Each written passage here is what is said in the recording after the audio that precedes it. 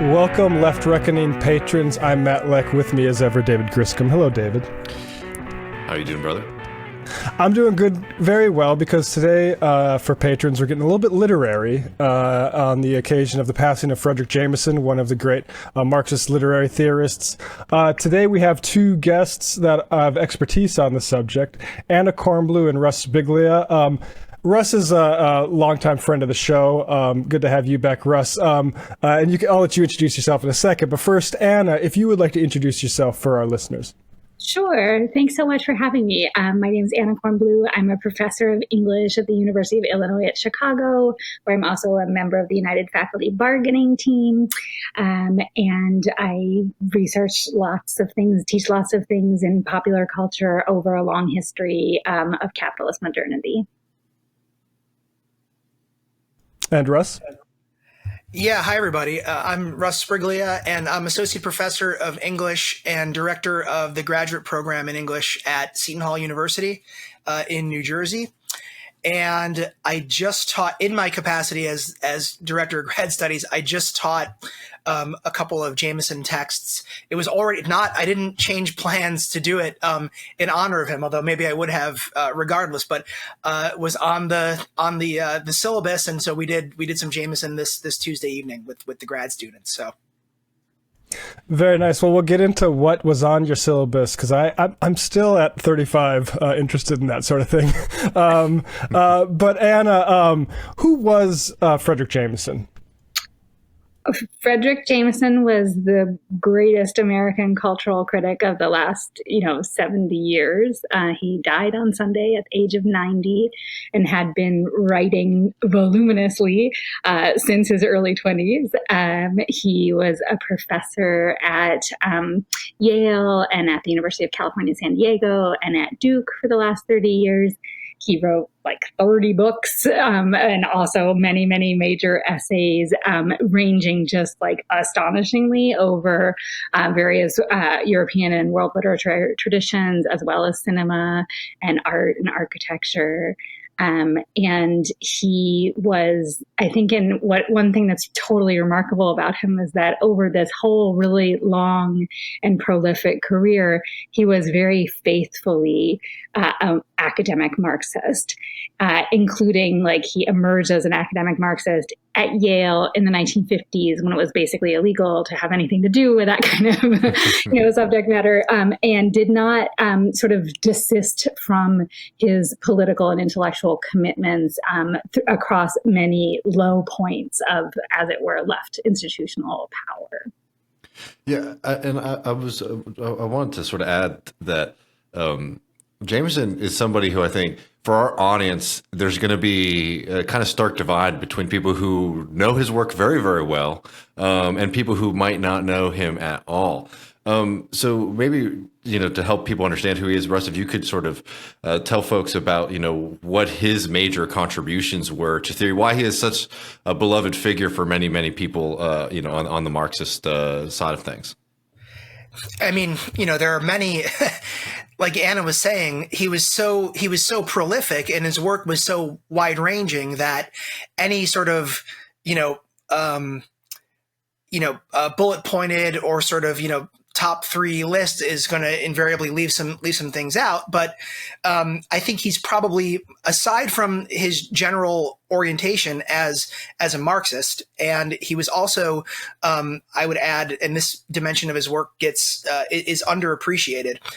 He was also extremely well versed in and often drew upon Freudian and Lacanian psychoanalysis in his works. In fact, I think Anna's probably seen it. There's been a wonderful video making the rounds on social media over the past few days where Jameson is explaining Lacan's sort of infamous graph of desire, and it's amazing. But I'd say he's probably, as for a generalist, he's probably best known for his work on postmodernism, in particular the book from 1991, which was based on an essay that was published, a decade or so earlier, the postmodernism or the cultural logic of late capitalism. And then secondly, I would say, although again, depending upon what circles in or out of academia you're in, but certainly this would be more, I guess, academic related, is his notion of the political unconscious from his 1981 book, The Political Unconscious: Narrative as a Socially Symbolic Act. And you can see just right there in the very title of the book, Political Unconscious, that there's that it's in this general sort of Freudo-Marxian tradition, and carrying it on with in a bit of a different vein.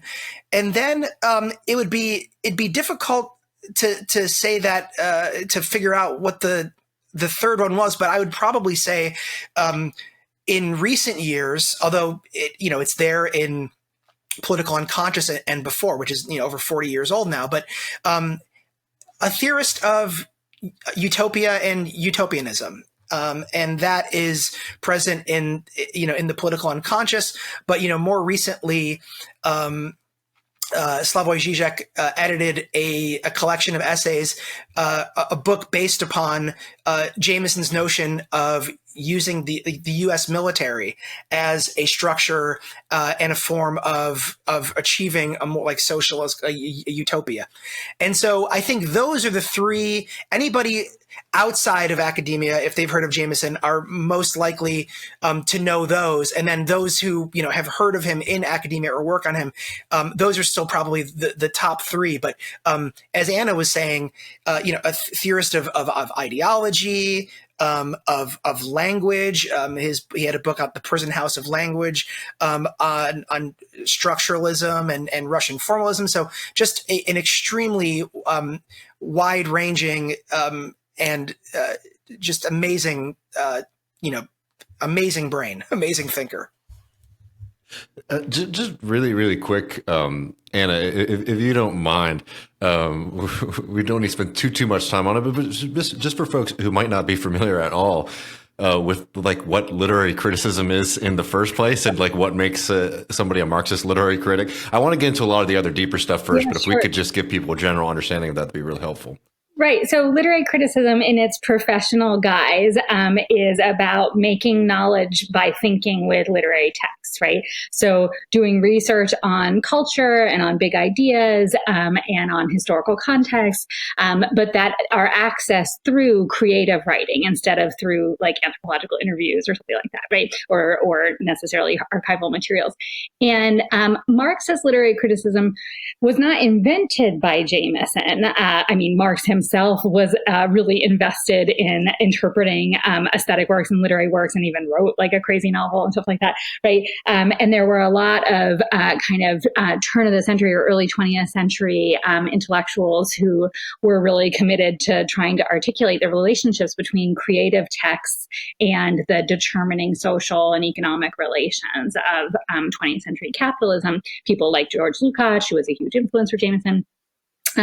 But what Jameson did in this book, The Political Unconscious, that was like so kind of groundbreaking and then really established the way that literary critics could work after that, was to say that every imaginative text is working on political contradictions and the kind of contradictions in our social and economic relations, in trying to, kind of grapple with some imaginary solutions to those. So that's a kind of formula of ideology in a way, but that, our organizing structures like capitalism are not, immediately perceptible. They're not like just totally obvious to us, right? You have to study them and adduce them. And that's in a way analogous to the unconscious as this like structuring force that is not, we don't know our own unconscious except in its effects, right?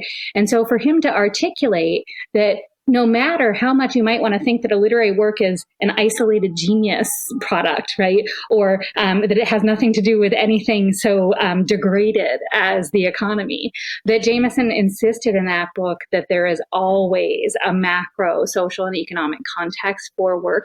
And in capitalist modernity, that context is capitalist modernity, right? So that you have to always sort of ask the question of what is the relationship between the metaphors in this text and the plot in this text and the point of view and the kind of, organizing forms of a text and capitalism, and to insist that question had to be posed, and that if you were going to refuse to pose that was itself a kind of ideological gesture.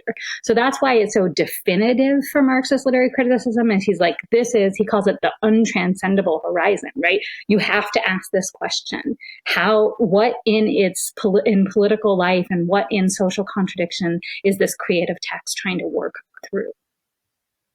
And, there's probably a lot of materialistic and historical reasons for why I currently consider myself a Marxist. The ideological one is this sort of understanding of literary theory, which is a reaction to, I have this book here from my undergrad, The Critical Tradition by Richter. And in this, it excerpts the political unconscious. But the Marxist style of looking at a text always just seemed frankly more mature and responsive to reality than, say, new criticism, which would have you look at like Uncle Tom's Cabin only into what the text says and don't sort of extrapolate on what broader society is outside of that. So the political unconscious always seemed to me like, yes, every book I read, there's always that sort of underlying thing. You can't read a Jane Austen novel and the colonies are there, right? like that's a huge part of it. And that just seemed like, adult. Before I was even a Marxist, this is maturity to me.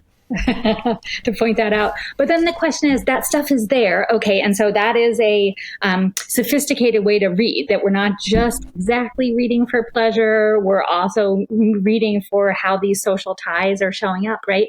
But the how is the nugget, that's the rub, is like, because Jane Austen isn't just recording real estate rules in, 18th and 19th century England, right? She's not just sort of making a newspaper story about how women had to sell themselves on the marriage market or what their opportunities for making a wage were, right? She is doing some creative distortion of that. And so thinking through those distortions and how those distortions might actually be necessary to come at a more adequate sort of understanding of, from a theoretical and political point of view, what it is that is this crazy tangled system that we live in. That's the how, elaborating that how.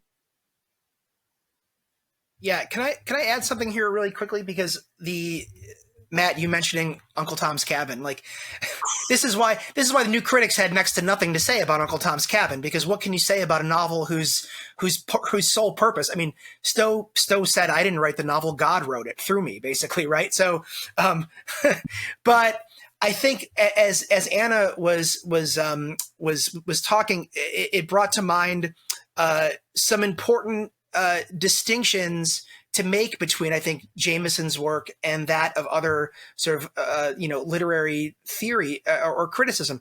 So you're right. I mean, I think Jameson's first book was on Sargent. It was like the early 60s. And so, which was really, the new criticism was about to be, which for those who might not be familiar with it, was the reigning paradigm. It actually like helped to turn the study of English literature into a discipline and gave us a lot of the methods that that literary critics and teachers and scholars still use, like close reading. That's not that people didn't close read before, but that was a program basically, ushered in by the new criticism. And when Jameson started to arrive on the scene, it was, you had both in the 60s, of course, like the various civil rights movements that were screaming to take the text out of the hermetically sealed, jar into which it had been placed. And then you also had the rise of, largely French theory and the linguistic turn. And Jameson's work is very interestingly informed by both of those. But to go back to something like a novel like Uncle Tom's Cabin, what would differentiate Jameson's work from something like in American, I mean, it's true in the Anglo-American Academy more broadly, but in the United States, the practice that reigned throughout the 80s, 90s, and even a little bit beyond, new historicism, would attend to the way in which a text is not, cordoned off or hermetically sealed, that the text for, and this is, an oversimplification, but the text for the new historicist is a byproduct, a symptom, sort of an epiphenomenon of its culture. And this was why for the new critics, reading a novel or I'm sorry, new historicists, reading a novel is the same as reading, like a recipe or a shopping list or something from the same era. And Jameson's work does, like the new historicists, place the work in its historical context. But that's why he famously says in The Political Unconscious, one of his famous mantras, always historicize. But for Jameson, the work is actually, and this is where I think the utopian element and his interest in utopia comes in. For the new historicist, the work is kind of just it's just closed. It can only reflect its culture. Whereas for Jameson, the political unconscious is a notion where unbeknownst to the author or whatever the author's sort of intention was, that the text itself contains seeds, and this is his interest in grounding and dialectical thinking comes here, that will actually undermine or countermand the text. So the most conservative text on the surface will also have some sort of seeds of a utopian vision through these sort of irreconcilable contradictions, and sort of vice versa. I don't know, Anna, if you would agree with that, but I think that's what would distinguish, I think, Jameson from, the text or the literary is solely just a symptom of the culture. Yeah, I totally agree. And just to put a finer political point upon it, right? So if you have this gesture of historical contextualization where you say the work expresses, the values of a culture, say, that is, a step in political reading, but it was developed as a deliberately anti-Marxist step in political reading.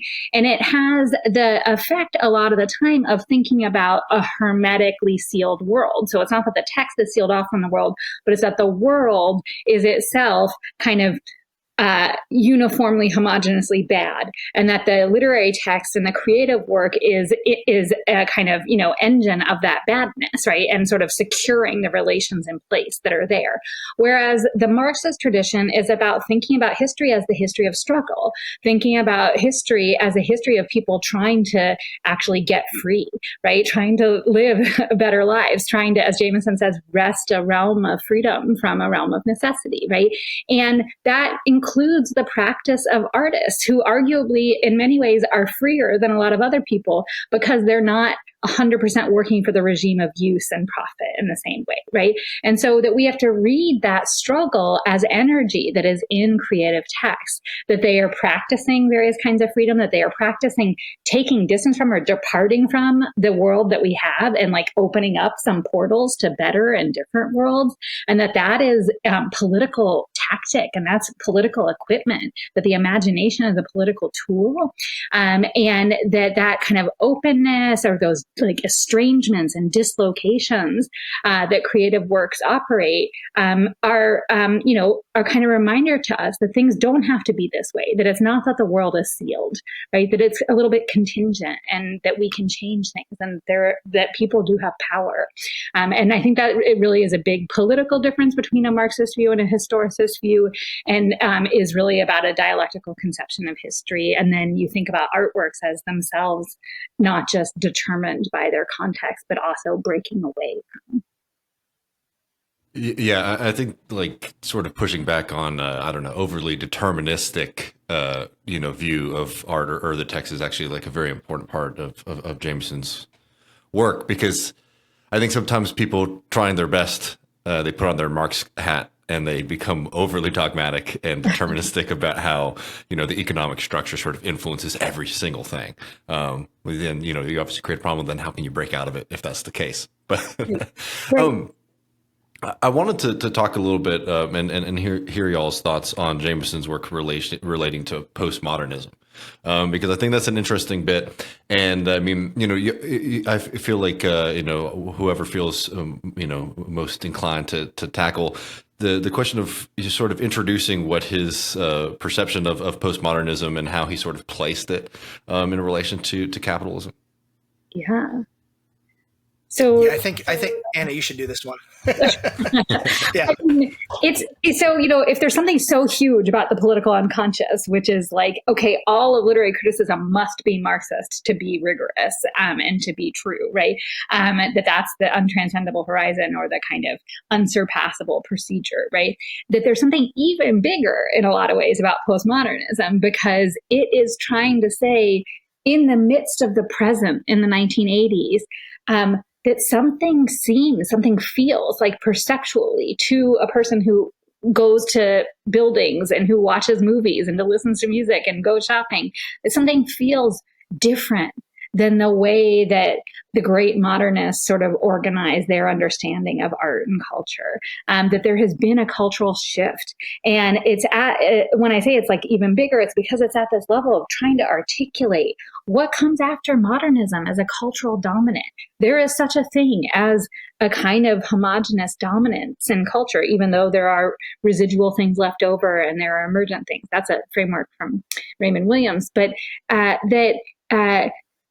culture in the 1980s, on the whole, is struggling to make sense of globalization, is struggling to make sense of an hitherto unknown kinds of integration, and also of, this end of history hypothesis, right? That if we have a kind of death of practical alternatives to the capitalist world market in the 1980s, then that is a kind of shift in how we understand what history is and how we understand what human progress is, and that it sort of makes us live in this sort of strange unfurling present that seems to take capitalism as the logical and inevitable and only, right? And so what does that look like as a feeling and as a style, a structure of feeling that gets aestheticized in literary works, in art, installation art, in photography and video and film? And so he writes across in that book, first in the essay in 1984, but then in the book version, like across different media, to try to think about this whole different historical consciousness, or as he calls it, even a loss of historical consciousness, this whole different logic of what art is and what culture is, and what sensation is, and the kind of just collapse of the modernist logic of a opposition between art and the commodity, or any kind of sense that there's high culture and then there's just everyday life. There is a merging of things. Culture is everywhere and culture is for everybody. And so trying to start to put names upon that, and then to think in great detail about how the artworks in that style are put together. Things like pastiche and irony, and a kind of weird combination of different historical styles that is sort of like actualizes that like omnipresence of the market and of capitalism. That's some of what he starts to do in that book. But there's so many things to say about it, Russ, so I'm sure you want to supplement. Yeah, I mean, no, I think, to be honest, it's been a while since I actually picked up postmodernism. But one of the reasons why I was so happy to do this with Anna, and I know it's about Jameson, but that Anna's work is much more sort of explicitly, I think, in the Jamesonian sort of vein, and her book Immediacy is basically trying to ask similar questions from the logic of what she calls too late capitalism. But I was just thinking about, Anna, the point you made earlier about imagination and how the text is never it's never closed, and history itself is never closed. Famously, the first it's often attributed. It's often misattributed to Zizek, but right, the line that Mark Fisher begins capitalist realism with, right, that which comes from Jameson. I think it's Seeds of Time from 94. That it's easier for us to imagine the end of the world than it is the end of capitalism. Hence, all these sort of disaster films that came out in the early aughts and everything like that, right? But so. Even though Jameson, again, like, so people who who are watching or listening who aren't familiar with Jameson will likely be familiar with that statement, at least. And it speaks to something, and I think that this is what there was a sort of failure of the imaginary, or crisis of the imaginary, that Postmodernism, the book, was intended to address, with this kind of flattening. And but the irony is that statement about, our failure of imagination to envision something beyond capitalism is just the complete opposite of what Jameson's work itself allows us to do, because Jameson's work is always trying to point to those sort of irreconcilable or irresolvable contradictions that even in the socially, that are in Lacanian terminology, that are real, meaning they can't be sublated in this Hegelian sense or synthesized into this nice, the sort of typical misunderstanding, I'd argue, of Hegel, with you have thesis, antithesis, and synthesis. But for Jameson, those recalcitrant moments of the real that can't be socially symbolized, or that are at the limit of the social symbolic as reflected by something like literature, is the very invitation to imagine, to break out of that what Sartre said about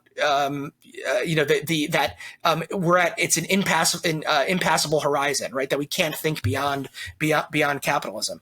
And in his focus in some of his later work on like science fiction and writing about utopia along those lines, I think is where you see Jameson really putting into practice some of the things that he outlines in his earlier work about how literature reflects these, and again, like holds the sort of germ of some sort of alternative future, but also alternative ways of reading, interpreting the past, right?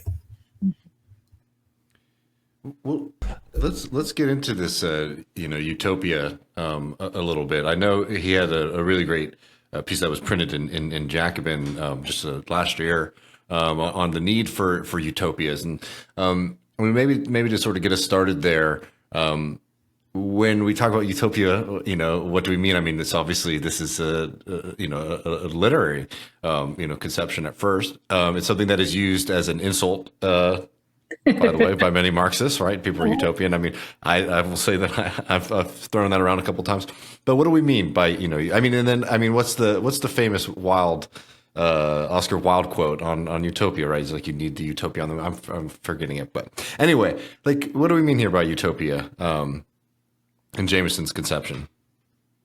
So one of Jameson's teachers an informative, kind of influence for him was Ernst Bloch, who defined utopia as like a place adequate for human beings. And I think this, normative claim in Marxism that what we have here is not adequate, that it inhibits the well-being of our species in all kinds of ways, that's the, kind of political decision of utopia, is the striving for a more adequate place. And then it is, of course, in the history of literary forms, a distinctive genre. Often I like to joke about this, but I think it's probably true, like a boring genre, because it often takes shape as we already had the revolution, and now we have this other place, and we're just going to take you on a little tour around the place. But when you do away with conflict, you don't get a lot of plot. So it can be kind of static. It's sort of like these details of like, and then we call this or this, and then here's how we handle the trash, and here's how, and then you usually have this kind of falling into like, oh, let's get a love interest as the way of sort of trying to dynamize a little bit the utopian genre. But for Jameson, utopia is a desire. Utopia is an impulse. Utopia is an aspiration. It is that flexing your muscles for freedom and trying to, climb to that more adequate place and build it up together. It's the sensation of collectivity and the ethics and of solidarity that would make people, want to get out of this bad place. And again, the kind of exercise of creativity in so many artworks is utopian in its making something more than what's already here, in its trying to, invoke collective kind of transmission of experience, right? So he's really interested in utopian energies that a lot of texts might mobilize. Whether we need the quasi-boring, like positive realization of what we should be working for politically, I think it's a really, really interesting question. And so when Russ says, like, in this kind of notorious way that he turned towards, kind of like white papers that were political proposals in two different, very scandalous utopias, because he wrote the one, An American Utopia, that's about the military, which is like, look, we already have a working social welfare state. We already have extremely high functioning schools, extremely integrated transportation and logistics and housing and healthcare and providing for basic needs. And we give it through the aegis of the US government to a large number of people. We just don't give it to everybody. So why don't we put everybody in the military and then we give it to everybody? And that you can sort of like disjoin the military's purpose, as it were, in spreading, imperial violence abroad from its infrastructural orientation of being for social welfare, because the people in the United States who have the best healthcare and the best education and so on are the people in the military. So that's like a radical thought experiment, but it's also a very practical program.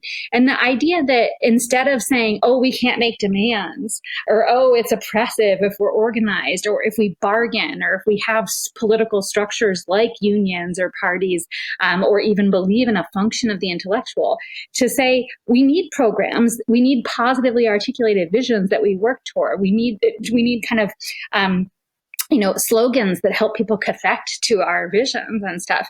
That was one of the hazards of his utopian experiments. The other piece he wrote was an essay about Walmart's like staggering forms of logistical expanse and integration as a certain kind of model of, central planning. And, you certainly will have left debates about what's the right response to ecocide, say, or climate crisis, right? And those debates may take the form of, we have to localize everything. No, we need centralization, right? And he was definitely on the centralization side of things. And so what are the even genres that help us think through planning, that help us think through collective sensibility and taking care of one another? If you could identify those genres, this is very silly, but I've been working for a little while on heist movies, because I think that there's actually some throwaway moment where Jameson even says something to this effect, but they're about the process of undertaking a collective project and very carefully planning it. Those are indispensable political skills that we need for our moment, right? And so to me, there's something utopian about these very excellent films, and there's a reason why they have been so popular in the 21st century. Mm-hmm.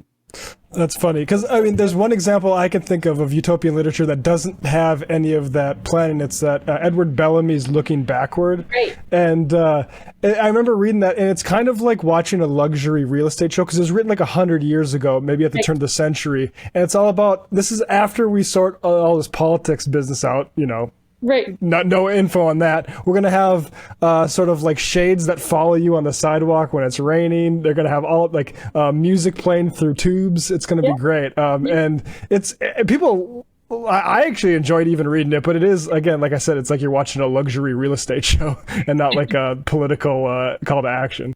Yeah.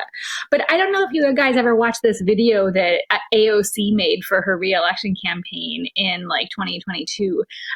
It's called A Message from the Future. It's only 7 minutes, which is very long for a political ad, but is it's a really cool example of the utopian genre. It's in my world, we pass, this enormous Green New Deal, and everybody takes trains and everybody has their needs met, and we invest in the slow carbon de-intensive, inexpensive, carbon cheap. What is the word I'm looking for? Sorry. The labor of social reproduction, right? Teaching and care work and these things that are not energy expensive, but that are fundamental to human flourishing. It's just this, and it's an animated cartoon that shows the stuff. And that's really powerful communication. People need to know what they're going to get, and that there is a world to be won. Please go ahead. Yeah, I would just add too, Anna, in talking about, I mean, the heist film and genre is another crucial element of Jameson's work. I mean, one of his early books is called Marxism in Form, is that Jameson was a formalist. And so, and that was not unique so far as Marxist thought is concerned necessarily, but I think coming at it from the lens of a literary cultural critic really made Jameson's contribution to this interesting. It's not just that that form is just the container to relay a pre-existing content. It's that it's form itself thinks, and form can help to articulate and to structure different, I mean, as a form, different types of thought. And so I think this is where you see like Jameson's attention to this is where the political is always inherently, because of structure and form, aesthetic. And so it's not as though Jameson is bringing aesthetics to bear onto politics or vice versa. It's that these things are, they're imbricated, they're inextricably linked, right? Yeah. On this, I hearing about the Walmart line had just sort of got me thinking about one of the things I think is really notable about Jameson has been in the past few days, seeing all kinds of folks sort of noting like personal connections, or like not just influence, but connections with him. I know Harvey K sent us a message about how Jameson had sort of inspired some of his work. Lee Phillips, friend of the show, he wrote a book along with Michael Rozworski, The People's Republic of Walmart. And it was inspired by, just a line in Jameson's work. So I was wondering if we could talk a little bit, both on a personal level in terms of your own work, but also in the larger kind of universe of left-wing and Marxist folks and philosophers, about all the people and things that have really come out of Jameson's very, very significant contribution to thought. Yeah. I mean, I think he was a stupendous teacher by every single account. He was such a generous teacher. I got to be in the classroom with him on a number of occasions when he was a visiting faculty member at UCLA when I was in grad school, and he just knew so much, and he was so fun to talk to, and he really wanted to teach, and he really wanted to read student writing, and he really wanted to help everybody, to get inside the arguments and help people say their biggest and best things.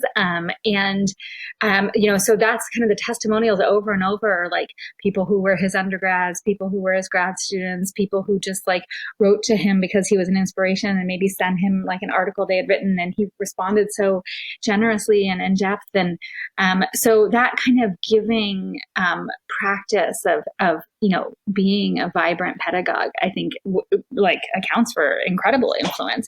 But also I think he was stupendously influential for all kinds of people who didn't ever have that opportunity. His books have been translated into so many languages. He traveled all over the world. He taught in China. He, taught in Mexico. Like he touch people without even necessarily that one-on-one relation. And it's really interesting to do kind of like genealogies of who were the students that he trained. One of my favorite nerd tricks is to go looking in the ProQuest database for like dissertations, and you can search them by advisor. So you can do a little genealogy of see like what's every dissertation that he ever advised. And all of these just incredibly influential people in their own right. That were his students, Eleanor Kaufman and Nicholas Brown and Nefertiti Tadiar, like so many, Greg Lambert, and they have their own students. He was teaching for long enough that he's people's academic grandfather, right? Or they're we say Dr. Vater about your dissertation father, but like you can have a Dr. grandfather in Jameson, and so. The kinds of ways that people were able to take up his work, not just because he was nice and not just because he was a genius, but also because there was a particular way in which he was devoted to building up concepts and categories that then enabled people to do their work. So the very thing of the political unconscious, it's like, well, that's just a little nugget that then, like, once you hear it, you just have to work that way. Or the idea of postmodernism, or the idea of the desire for utopia, the aspirations to totality, cognitive mapping. Like, he was really good at kind of synthesizing these concepts, and he thought that a critic's job was to give people concepts to help make other arguments. That's a pitiful answer. Do you want me to be more like, okay, this person was a student and this person was a student? Like, no, I think that's a very phenomenal way to put it, frankly. And I know, Russ, you've done a lot of work with one of the people who's been very influenced by Jameson, right? Yeah, well, I mean, so I think it's going to come out somewhere soon, but I know that Zizek has a memorial piece, a tribute to Jameson. But I mean, Anna probably even more so, but we know dozens of people who were his students, either like as undergrads or graduate students. And, I saw him, in the flesh once, and it was in graduate school, and it was the day where I'd spent 6 hours doing my comp exams for my PhD comp exams. And he was giving a lecture later that day. This is when I was at University of Rochester, for a conference in honor of the great historian Hayden White. And Jameson was the keynote speaker for that conference. So I saw him deliver that talk in my, delirium after finishing it. And then over the past few years, I exchanged a couple of emails with him, and he was always very, very generous. But I don't have really a personal story or connection other than, like Anna was saying, once you encounter an idea like the political unconscious, I mean, it's its own sort of like Copernican revolution in a way of thinking about works and about literature and how to read. And but we have a lot of really close friends who he was their advisor, and one friend, a number of friends of mine, but friends like Andrew Cole and Rob Talley were still in conversation with him, and Jameson was still being prolific, sending drafts of things to them, and just the way that people not just, by the way, his students, but particularly his students talk about I didn't know him personally, but I feel like I knew him in a way because it's rare that the tributes to a mentor are as not earnest, but to a T. It describes the same person, the same mentor, the same generosity, the same brilliance. And so, I'm just sad that I didn't. Get a chance to know him that well, but we'll always have the work, which, Anna wrote a piece for this Verso blog that was going on about within the past year, right, of all these pieces in honor of his 90th birthday. And so it was wonderful that he got to see that, and he, just how vibrant his thought continues to be. The same friends who I was mentioning before organized a panel during COVID for in honor of the political unconscious. I think it was the 40th anniversary in 2021, and it was there were 300 some odd people, which was big for MLA. Like in that room, watching Jameson. It's on YouTube. Watching Jameson talk about and respond to all these papers on the political unconscious 40 years later. So just a tremendous influence. And, there's probably going to be a lot of people that search his name in YouTube, looking to start some of his work, reading it themselves. Is The Political Unconscious a good one to start with? And obviously Postmodernism is probably the first book that comes up. But what would you guys recommend people dive into? I mean, the political unconscious is hard, and I think that it's really good to read it in a reading group. It's really good to take any of your interest in getting further with him as an occasion to make meaning with your fellows. So get together and read it with other people. He has an essay that I teach a lot called Reification and Utopia in Mass Culture, which is one of these moments where he's trying to say, like, okay, you know, the Frankfurt School guys think that basically mass culture is like an engine of fascism. But like, can we think about this in a slightly different way, right? If stuff is really popular, might that not be because it's working on these problems that are actually abidingly important to people, and maybe even coming up with some helpful solutions, right? And so he reads Jaws in that article. And it's just a great like introduction to sort of this like Marxist insistence that mass popular works do have legitimacy. They're not just ideological in a one-dimensional way, but that ideology is itself internally differentiated, has utopian content, has some effort to make sense of the world.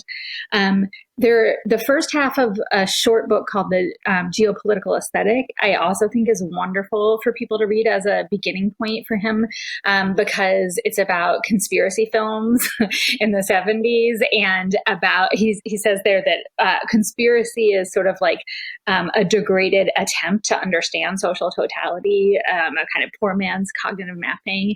And so if you like watch 3 Days of the Condor and read the short chapter there about that, I think that's a great intro to his thinking. The Postmodernism appeared in essay form 7 years before the book in 1984 in New Left Review, and it talks about Andy Warhol, and it's like that's a great essay. It's hard, but it's so good. But you know, read with other people. That is also a practice of freedom. Yeah, I mean, Anna, you already touched upon the ones. I was going to say the same thing. Like, it's a tall order to just jump straight into political unconscious, and I think the postmodernism book as well to a certain degree. But yeah, the New Left Review, like the article version, which is also challenging. But you know, I think. I would also throw out the American Utopia as sort of indicative of sort of the larger, maybe the more expressly. I mean, believe me, like reading it, if you haven't read Jameson, you'll get the political orientation from some of those other books, but more sort of like explicitly theorizing. I think that would also be a good one. But anytime he talks about film as well. I mean, you know, primarily literature, a literary scholar, but he has an essay that's really great too, because presumably people have watched The Wire, and so that's a good. Oh yeah, yeah. Sorry, which one was that, Anna? It's an essay about The Wire. Is it called Realism and Utopia? What is it called? I'm trying to find it. Sorry, that's bad prep. But we can make bibliography for your listen. Do you attach? It is. Okay. It is Realism and Utopia. And if you all things later, we can put them down in the show notes for sure. Yeah. Awesome. Well, Anna Kornbluh, Russ Sbriglia, thank you so much. This is very enlightening. And yeah, you know, I wish I was in your classes. Anna, we'll get you back on to talk about immediacy once I make my way I'd love that. That'd be so fun. Thank you guys for doing this. Yeah, thanks guys. This was great. Thank you all. Thank you.